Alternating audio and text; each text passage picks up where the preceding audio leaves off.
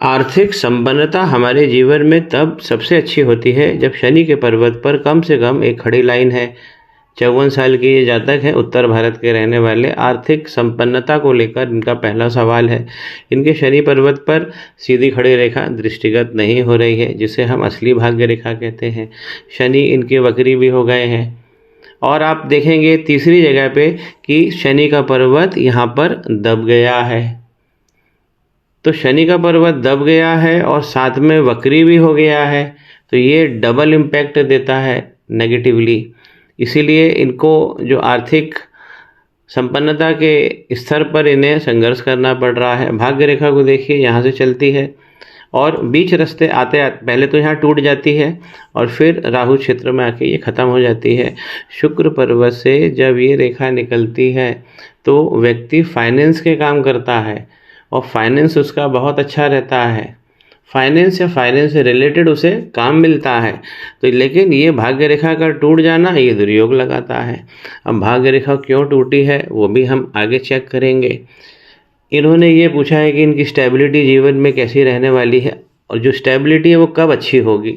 Stability के लिए इस लाइन को हम देखते हैं, ये कंफर्ट लाइन है। कंफर्ट लाइन जितनी शार्प हो, जितनी अच्छी हो और यहाँ तक आनी चाहिए। इनकी जो रेखा है कंफर्ट लाइन बहुत ज़्यादा ब्लंट हो गई है और साथ में आगे बढ़ते हुए इसने टच भी कर दिया है। जीवन रेखा को जब भी टच करती है हमारी कंफर्ट लाइन तो गड़बड़ होती है। फाइन बना होना चाहिए, काली नहीं हो जैसा आप देख पा रहे हैं, या ब्लंट नहीं होनी चाहिए, दरदरी नहीं होनी चाहिए। और यहाँ पर जब ये टच करती है हमारी जीवन रेखा को तो जीवन रेखा में भी प्रॉब्लम आती है, साथ में स्टेबिलिटी में भी प्रॉब्लम आती है। तो ये दोनों लाइनें एक साथ गड़बड़ हो जाती है, इसमें परस्पर हानि होने लगती है। जीवन की रेखा इनकी चलती है और आधे रास्ते आगे कमज़ोर हो जाती है और फिर यहाँ पर एक छोटा सा आइलैंड बनाती है और इनवर्ड ट्रेंड लेते हुए शुक्र पर्वत के अंदर आती हुई आपको दिख रही है। जब भी इस प्रकार का इनवर्ड ट्रेंड लेती है, नॉर्मल इस प्रकार आना चाहिए, लेकिन जब अंदर की तरफ से कट के आती है तो शुक्र को छोटा कर देती है। तो शुक्र जब छोटा हो जाता है तो भी हमें आर्थिक, क्योंकि यहाँ से धन की गणना तो हम यहीं से करते हैं। शनि पर्वत जो है ये स्रोत है धन का, और धन क्या है? धन है शुक्र। अब शुक्र छोटा हो जाता है। इनके शुक्र का पर्वत देखिए, ये इनके शुक्र का क्षेत्रफल है, यहाँ से बहुत ज़्यादा उठ गया है, यहाँ से दब गया है। जब भी इस तरफ से बाएं तरफ से दबता है तो पत्नी के साथ प्रेम, उनके साथ क्वालिटी समय बिताना, एक अच्छे मूड में रहना, वो जो फैमिली सुख जो होता है यहाँ पर उसमें कमी होती है। अगर दाईं तरफ से बहुत ज़्यादा उड़ गया, धन की समस्या दे देता है, संतान को दुख देता है संतान से, क्योंकि यहीं अगर इस प्रकार यहाँ उठेगा तो संतान क्षेत्र ये कहा जाता है।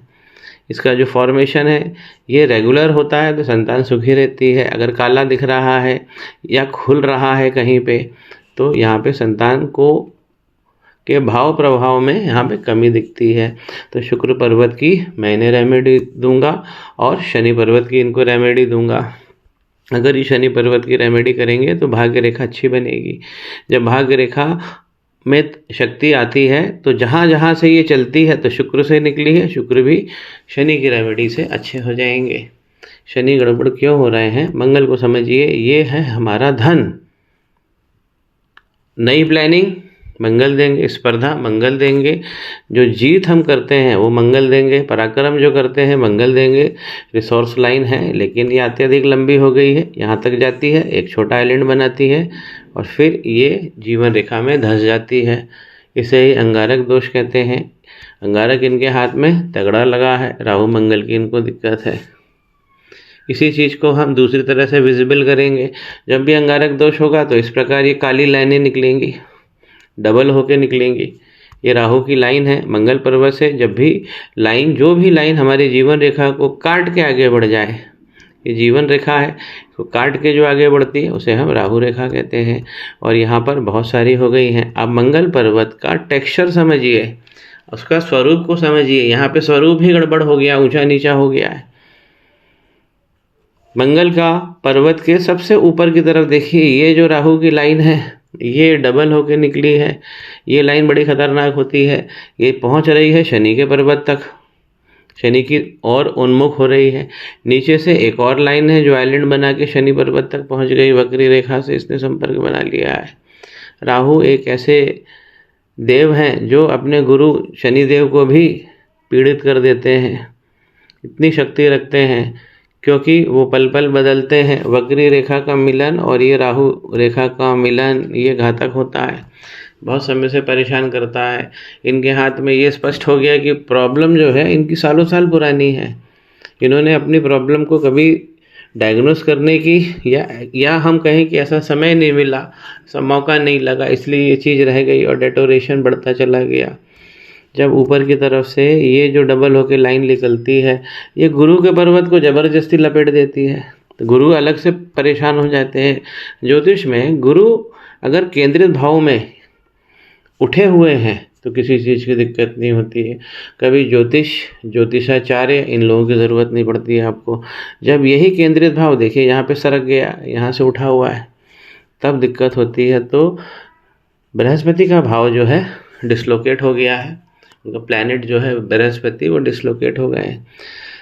इनका जो काम है ट्रेनिंग का है, टीचिंग का है, ये खुद भी गुरु हैं। अगर हम बृहस्पति के पर्वत पर देखें तो देखिए धूमिल हुआ, यहाँ स्क्वायर दिख रहा है। अगर स्क्वायर बनता है बृहस्पति पर तो ये सरस्वती चिन्ह होता है।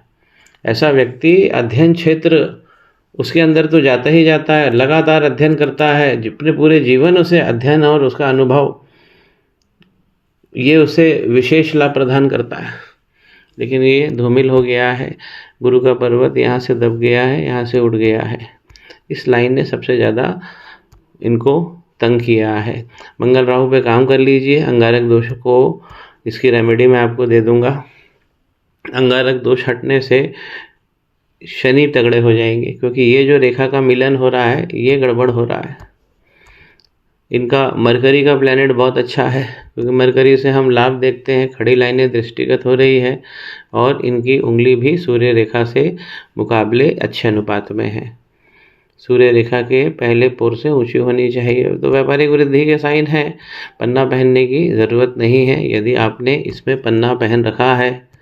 और ये सूर्य लाइन भी इनकी अच्छी बनी हुई है, काफ़ी यंग एज से इन्होंने संघर्ष किया है। जब इस प्रकार बड़ी लाइन बनती है, ये जितनी उंगली के करीब रहती है लाइन, उतना जल्दी व्यक्ति सयाना भी हो जाता है और कुछ पैसे वो कमाने भी लगता है यंग एज में। ये रेखा अच्छी है, राहु की रेखा यहाँ तक पहुँच रही है, सूर्य रेखा को नुकसान कर रही है। अगर सूर्य के लिए आपने माणिक पहना है तो भी ज़रूरत नहीं है। शनि की रेमेडी से शुक्र अच्छे हो जाएंगे, राहु मंगल की रेमेडी से गुरु और शनि अच्छे हो जाएंगे। तो इनके हाथ में जो विवरण था वो मैंने किया है। खास तो इनकी भाग्य रेखा को ठीक करना है। भाग्य रेखा पर एक ट्रायंगल का भी चिन्ह है जो खराब हो चुका है, ये विशेष लाभ देता है। इनको 25-26 में ये विशेष लाभ दिया होगा इसने, लेकिन ये धूमिल हो गया है। अभी इनकी एज 54 है। पहला मणिबंध अच्छा बना है, व्यक्तित्व अच्छा रहने वाला है। दूसरा मणिबंध धन का बना हुआ है, तो धन की जड़ बहुत अच्छी है, फूल खिलेगा साहब। और तीसरी जो है ये फैमिली लाइफ की होती है, पत्नी से प्रेम की होती है। अब आप बोलेंगे कि जब दूसरा मणिबंध अच्छा बना है तो धन क्यों नहीं है? इससे समझिए मणिबंध के तीनों मणिबंध पहले जो हैं इनके डिस्टेंस बहुत कम है, थोड़ी थोड़ी दूरी पर होना चाहिए। ये बहुत करीब करीब है, इसलिए भाव में कमी दिख रही है। अंगूठा इनका तगड़ा है, तो अनुशासन प्रिय हैं और अपनी बात को दमंगता से रखने वाले हैं। उसी दमंगता से इन्हें ये उपाय कर लेना चाहिए, क्योंकि माइंड लाइन इनकी अच्छी बनी हुई है लेकिन हार्ट लाइन में खराबी दिख रही है। देखिए ये इनकी माइंड लाइन है, लहरा के चलती है, थोड़ा सा लहरा इसलिए गई है, इसको हम एसक्यू लाइन कहते हैं, ऊंची नीची, क्योंकि यहाँ पर राहु की रेखाओं ने प्रवेश किया है।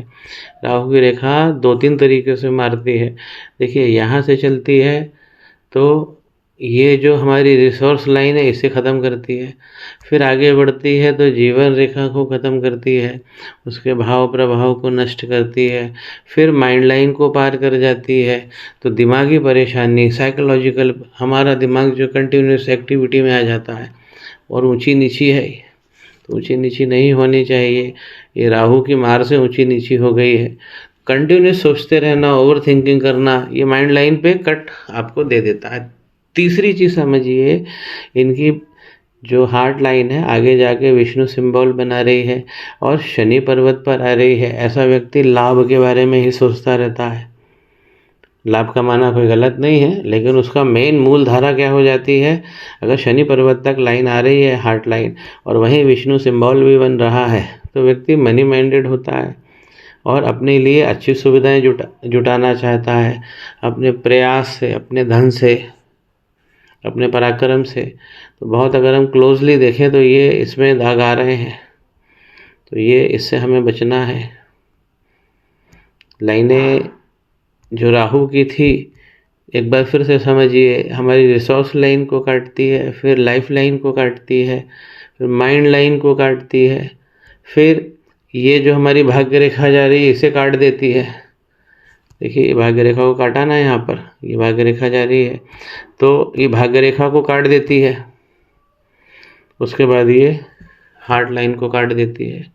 तो इस प्रकार का डैमेज राहु लाइन मंगल से निकलकर करती है।